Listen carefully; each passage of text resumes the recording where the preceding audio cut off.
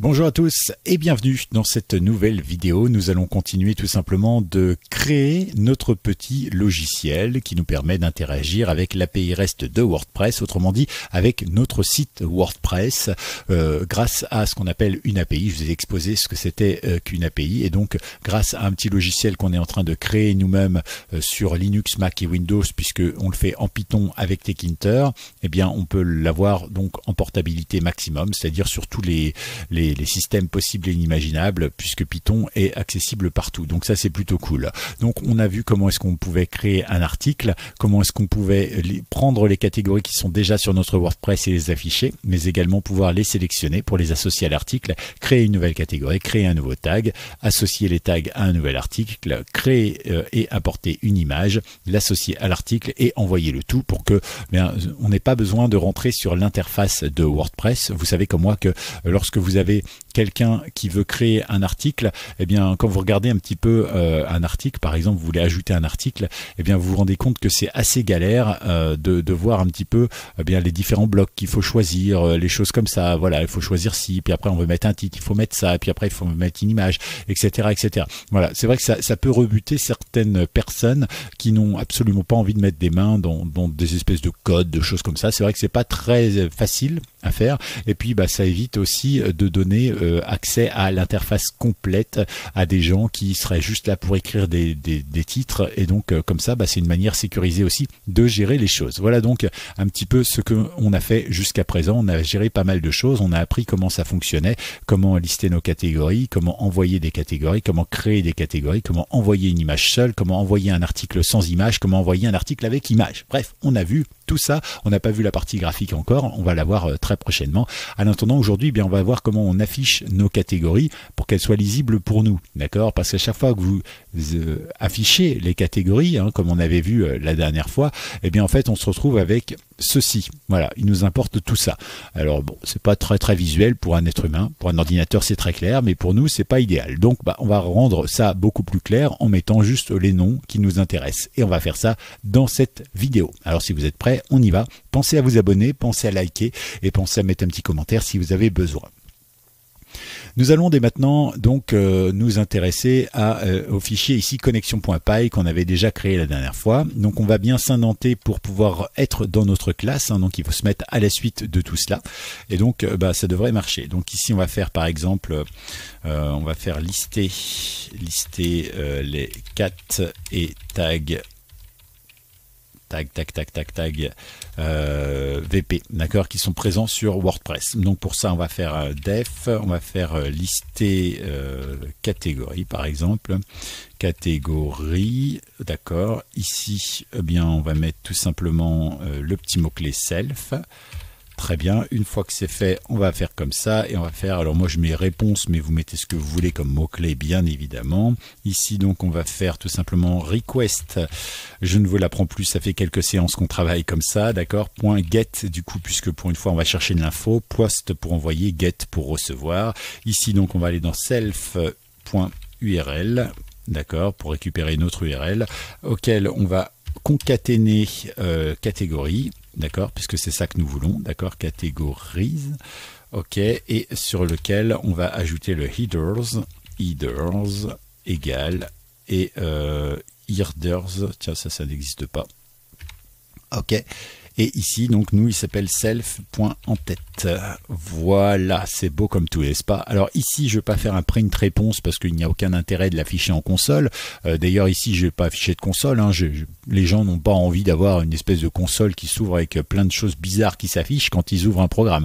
Donc ici, nous, on va simplement faire un return réponse. D'accord, donc on va prendre ce qui sort de notre requête ici et on va le mettre en retour, ce qui signifie que quand on va appeler notre fonction ici directement depuis l'autre fichier, eh bien en fait il va certes exécuter la tâche, mais il va aussi nous renvoyer le résultat. D'accord, c'est ça qui nous intéresse. Donc avant de quitter ce fichier, eh bien nous allons copier ça et coller tout simplement, et on va tout simplement là pouvoir mettre tag à la place. Comme ça ce sera fait, on n'aura plus besoin d'y revenir pour aujourd'hui. Donc tag pareil, ici ce sera tag, ici ce sera tag, tag, et ici donc on récupère nos catégories. Tout va bien et nos tags, tout va bien. Parfait. On peut passer à notre fichier de test. Hein. Donc ici, qu'est-ce qu'on nous en faire? Donc ici, on va faire par exemple récupération des cat WP. D'accord. Et pareil pour les tags, cat et tag du coup. Puisqu'on va tout faire aujourd'hui. D'accord. Donc comment est-ce qu'on va faire ça? Bah, c'est très simple. On va faire WP. Et ici lister. Donc on va récupérer donc nos catégories. Très bien. À partir de là, qu'est-ce qu'on va mettre dedans? Eh bien, rien du tout. Voilà, on va juste dire qu'on veut récupérer ici nos différentes catégories. Ok, très bien. Mais attendez, parce que c'est pas tout. Moi, ce que je veux, c'est pouvoir récupérer la réponse qu'il va me renvoyer. D'accord? Donc dans ce cas-là, je vais mettre par exemple catégorie, très bien, égale. Comme ça, je vais pouvoir travailler sur ma catégorie. Alors que se passe-t-il si je fais un print catégorie pour voir un petit peu ce qu'il me renvoie? Eh bien, on va regarder ça, d'accord? Donc là, normalement, tout va bien, je ne devrais pas avoir d'erreur, et j'ai un 200. Ah oui, non, forcément, c'est pas catégorie que je dois récupérer, mais simplement ici, si je récupère ça, j'ai simplement mon code HTML, d'accord? Ou plutôt le code HTTP qui me revient, d'accord? Moi, ce qui m'intéresse, eh bien, c'est tout simplement de pouvoir ici mettre et de récupérer les infos en format JSON, d'accord? Alors, vous m'excusez 2 petites minutes, vous voyez, j'ai un petit souci ici, je ne sais pas ce qui s'est passé. Alors du coup, je vais ouvrir là, je vais faire ça, je vais fermer, voilà, et je vais réouvrir. Ça arrive parfois hein, que certains logiciels, et notamment Visual Studio Code, plantent, donc on attend qu'il se relance. On fait ça ensemble, encore un petit temps. Voilà, on sort de là, c'est toujours pas bon, on attend. Ah si, ça y est, vous voyez, on a récupéré les couleurs, donc ça marche. Et bien comme ça, vous aurez assisté à un plantage du logiciel de Microsoft en direct. C'est génial. Hein. Alors, on va pouvoir tester maintenant notre information. Et ici, donc, on se retrouve avec ce dont nous avons parlé. On se retrouve donc avec la réponse de la requête ici, tout simplement. Donc, en gros, je lance lister la catégorie, d'accord? Donc, il me lance ça, mais moi, je veux le contenu de ce qu'il récupère. Et donc, je le veux en contenu JSON, donc format comme ça, tout simplement dictionnaire. Et ici, donc, j'ai toutes les infos qui m'intéressent. ID, le count, évidemment, le nom, voilà, j'ai plein de choses. Il n'y a pas de problème, d'accord? Donc, en gros, à quoi ça correspond? Bah, quand vous allez dans catégorie, ici, vous avez effectivement tout ça qui apparaît et qui descend dans votre logiciel, d'accord? Alors, nous, évidemment, si je mets ça dans cette petite chose ici, ça va pas être très clair, hein. Vous imaginez un petit peu, rien que pour animaux, animaux, ça s'arrête là, je crois. Là, ici, animaux, ici, ça s'arrête là. Donc si effectivement je mets tout ça dans la case, vous imaginez un petit peu la case de la taille, hein, ou plutôt la taille de la case, et ouais, ça fait beaucoup. Donc nous, ce qu'on veut, c'est récupérer les infos au fur et à mesure. Et on veut récupérer pas n'importe quelle info, on veut récupérer l'information avec le nom, par exemple. D'accord? On veut récupérer le nom et on veut récupérer, par exemple, l'ID. Alors pourquoi le nom et l'ID, hein? Eh bien c'est très simple. Récup nom et ID. Alors pourquoi l'ID? Bah, vous allez voir, c'est tout simplement une question d'informatique. Ici, moi, je suis un humain et j'ai besoin de lire animaux, d'accord? Pas 18, d'accord? Pour moi, 18, ça va pas me parler. Surtout que là, en plus, vous allez vous adresser à des gens qui n'ont pas forcément accès à ces informations. Et donc, pour eux, ils ne sauront plus quelle catégorie c'est 18, 12, 24, 37 et 5, par exemple, d'accord? Non, il faut que ce soit en français, ou plutôt, il faut que ce soit en écrit pour qu'on puisse comprendre les choses. Donc, pas de souci, d'accord? Mais il faut également que lui, lorsqu'on va sélectionner les différentes catégories et qu'on va les associer à notre article, eh bien lui il va pas comprendre animaux, d'accord? Il faut savoir que vous parlez l'humain et lui il parle l'informatique. Lui pour lui l'informatique c'est des chiffres, des lettres, des codes, des choses comme ça. Et là eh bien c'est l'identifiant dont il a besoin. Et donc forcément si on récupère là, dès le premier coup, lorsqu'on liste les catégories, à la fois l'ID et à la fois le nom, eh bien, il va pouvoir dire, bah tiens, moi j'ai tel nom, donc je cherche, tac, ça correspond à telle catégorie, à telle idée, d'accord? Et inversement, tiens, toi, tu as telle idée, eh bien, je vais t'afficher le nom correspondant, d'accord? Donc, c'est un petit peu le but de l'exercice. Ok, pour faire ça, bah, c'est très simple, on va supprimer catégorie ici. et on va créer un dictionnaire qui va nous permettre de récupérer et de stocker les informations qu'il va avoir. D'accord? Donc pour créer un dictionnaire, moi j'aime bien en général le mettre juste au-dessus de l'appel, mais bon après vous le mettez où vous voulez. On va l'appeler par exemple dic catégorie, catégorise, voilà. Ici, hop, on crée notre dictionnaire et on le met vierge, tout va bien. Et donc maintenant, on va pouvoir mettre des choses à l'intérieur. Pour ça, évidemment, on va faire une petite boucle pour prendre chaque élément, d'accord? Donc il va prendre tout ça pour le 1, puis il va prendre le 2, puis il va prendre le 3, puis il va prendre le 4, etc., etc., etc. D'accord? Donc pour chaque catégorie, entre guillemets, dans, alors où ça? Bah, dans ce qui nous renvoie, donc dans catégorie. D'accord? Et à partir de là, on va pouvoir sortir des informations. D'accord? Par exemple, qu'est-ce que je pourrais vous sortir? Par exemple, eh bien oui, on va pouvoir sortir, par exemple, eh bien on va pouvoir lui dire tout simplement que dans dic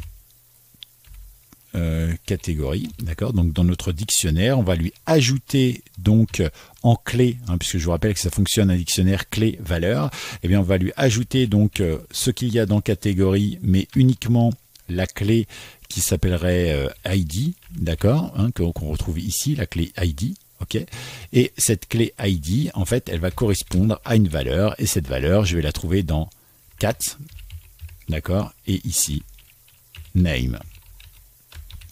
D'accord, qui est name ici, d'accord. Donc il va prendre cette information qui sera donc ma clé de dictionnaire et cette information là qui sera ma valeur, d'accord. Parce que je vous rappelle qu'un dictionnaire c'est clé de point valeur, c'est comme ça qu'il fonctionne, d'accord.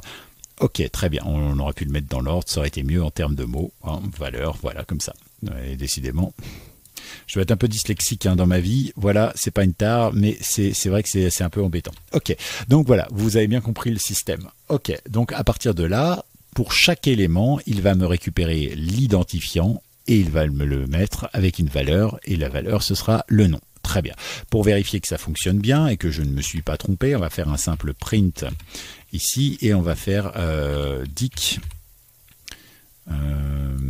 hop, ici comme ça, avec les parenthèses, dic, voilà, dic catégorise, très bien, et on va regarder ce qu'il nous sort, d'accord? Et là, on a bien animaux, cinéma, livres, non classés et animaux. C'est cool. Et si on refait un CLS pour que ce soit plus propre et que je rajoute par exemple une catégorie, on va aller ici, on va aller dans catégorie, et on va aller rajouter une catégorie quoi, par exemple, livres, animaux, cinéma, je sais pas, culture, enfin, danse par exemple. Ici, danse, très bien. Hop, ici je fais une nouvelle catégorie. Danse qui a donc le numéro 28 en identifiant, très bien. Eh bien, on va maintenant relancer notre programme. On récupère animaux, cinéma, danse, livres, non classés et animaux. Et tiens, ça nous donne d'ailleurs une petite indication. Vous voyez que naturellement, il a classé danse, non pas dans l'ordre de son ID, mais bien directement par l'ordre alphabétique des clés. Donc ça m'arrange personnellement, parce que bah, moi je m'étais dit, bah tiens, comment est-ce qu'on va faire si jamais je dois classer les valeurs par nom, etc., etc. Alors ça, bon, évidemment, on peut utiliser la fonction sort, on peut utiliser un petit lambda pour faire une boucle et tout ça, mais visiblement, on n'en a pas besoin puisque WordPress, lui, classe automatiquement par les noms, d'accord? Ce qui fait que nous, quand ça va s'afficher ici, bah, ça va s'afficher tout simple. D'ailleurs, si je le refais ici, d'accord? Hop, dans ma version finale, je l'affiche et vous voyez ici, hop, j'ai bien danse qui est apparu, d'accord? Donc vous voyez, ça marche très très bien.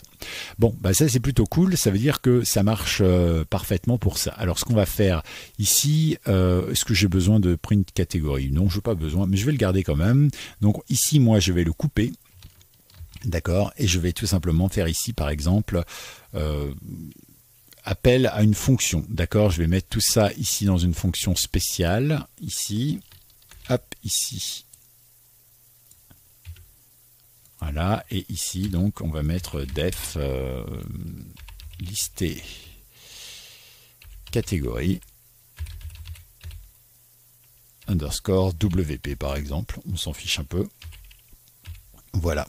Et donc ici, on a notre fonction qui ne sera appelée que si on le fait. Et donc ici, on va le mettre ici. Donc on va faire lister catégorie WP. Je fais comme ça et voilà. Ça veut dire que maintenant, dans mon programme, en fait, eh bien, il va faire appel à cette fonction. Et cette fonction, elle va faire appel à ce qu'il y a dans connexion pour me renvoyer la valeur et pouvoir sortir la chose. Pourquoi? Eh bien, tout simplement parce que, eh bien, si ici, dans mon programme, moi, je l'ai de toute façon, hein, c'est-à-dire qu'au lancement de mon programme, il liste les catégories. Et d'ailleurs, si je rajoute une catégorie ici, il va également me lister, et il va donc effacer tout ce qu'il y a dedans et relister les catégories pour mettre à jour. Par exemple, si je fais ici, je ne sais pas, moi je vais danse, cinéma, qu'est-ce qu'on pourrait avoir d'autre, hein, par exemple, bande dessinée, par exemple. Voilà, il y a des lettres en trop là, ça va pas aller. On va mettre BD, ce sera plus court. Et bien dans ce cas-là, je fais OK. Vous voyez, il m'a dit création de BD OK, création réussie. Donc on a bien le message comme on avait fait la dernière fois. Vous voyez, création réussie. J'ai donc eu un 201, parfait. Je fais OK, je reviens et vous voyez, hop, il m'a ajouté BD dans l'ordre. Donc tout va bien. Je peux de nouveau le sélectionner. Donc ça veut dire que ça marche bien. OK, et bien là, ça c'est ce qu'on a fait. Donc nous, on a simplement fait le lister les catégories, mais le fait de le mettre dans une fonction, ça va nous permettre, quand on fera la création, la fonction pour la création d'une catégorie, comme on a pu le faire jusqu'à présent ici par exemple, eh bien en fait, on pourra rajouter automatiquement après un listé catégorie WP, ce qui fait que bien il ira ici après et puis il réaffichera donc les différentes catégories. D'accord? Donc on va faire la même chose pour les tags. Vous allez voir, c'est exactement la même chose, il faut juste changer les noms. Voilà. Tac, ici on va mettre tags avec un seul S, ça ira très bien. Ici, on va récupérer tout ça et on va faire la même chose pour les tags. Lister tag, ici dict tag. Oh, pas s'embêter avec les noms, hein. Je vous ai dit, il faut que ce soit toujours très clair, ce genre de choses. Ici, tag, ici, tag. Ok, très bien. Ici, dans tag, dict tag, toujours. Ici, donc cat ID, ça ne va pas changer. Et ici, on va imprimer dict tag. Et normalement, ici, tout est bon. Alors, je vois que j'ai une erreur, j'ai oublié quelque chose, j'ai mal fait quelque chose peut-être. Qu'est-ce que c'est ici? Ah oui, j'ai dû rajouter une étoile sans faire exprès, j'ai plus d'erreur, on le voit ici. On va pouvoir lancer notre programme et on voit bien qu'ici, on a donc nos informations qui nous intéressent. D'accord? On a bien animaux, BD, cinéma, danse, etc., etc., etc. Bon, et bien maintenant, ce qu'on voudrait afficher, eh bien, c'est tout simplement la valeur de animaux, d'accord? Donc maintenant qu'on a fait ça, ben, on va pouvoir récupérer l'information. Et donc ici, on va peut-être faire un, je ne sais pas, un for par exemple. For, on n'a même pas besoin de faire ça pour l'instant, on le fera lorsqu'on fera la partie graphique. En attendant, ici on va rajouter simplement .value, d'accord, et on veut récupérer simplement les valeurs du dictionnaire, et donc on va afficher nos valeurs et voir que ici on récupère juste nos valeurs. Il suffira donc de faire une espèce de boucle par exemple. Alors ici du coup on peut arrêter ça, on va laisser comme ça, d'accord, et ici du coup on va récupérer notre for. Et on peut faire for value, valeur, on va l'écrire en français, in, donc dict cat value, dict catégorie, voilà, point value, deux points, print valeur. Très bien. Donc là, ici, pour chacune des valeurs, pour chacune des occurrences de mon dictionnaire, d'accord, chacune des clés valeurs, chacun des groupes, eh bien, je vais récupérer uniquement la valeur et je vais les imprimer au fur et à mesure. Et donc, si je refais ça, on voit bien ici, j'ai animaux, BD, cinéma, danse, livres, non classés et animaux. Et donc, voilà, on a l'information. Et donc, ici, on peut le faire très bien exactement pour la même chose de ce côté-là. Voilà, print valeur indique du coup tag. Parfait, et ici on va imprimer valeur également, et si je le refais du coup, on se retrouve avec nos informations. C'est magique tout plein, n'est-ce pas? Voilà, donc ce que je voulais vous dire pour ce tuto. On va attaquer prochainement la partie graphique pour voir notamment comment est-ce qu'on fait pour que, alors lorsque, je vais pas aller jusqu'au bout, hein, lorsque je crée ici un titre, d'accord, et que je crée ici un article, d'accord, ici, tac, tac, tac, tac, etc., etc., et que je lui dis que ça, c'est un titre, donc il va le mettre en H2, et ça, c'est un sous-titre, et ça, c'est en gras, d'accord.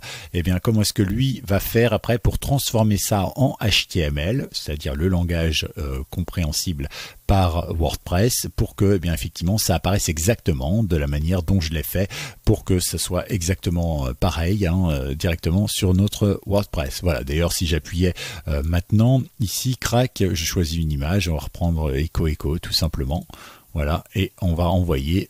Et normalement ici j'ai bien création de l'article, donc il me reprend mon nom. Ok, création réussie, très bien. On va voir vite fait sur notre WordPress si ça a fonctionné. On revient sur nos articles, on a bien notre article qui est là avec admin, danse, livre, BD, d'accord, et on voit bien que ça a été publié. Si j'actualise un petit peu pour regarder, effectivement tout est là avec ici eh bien un résumé, tout ce qu'il faut, voilà, qui s'est mis automatiquement en place.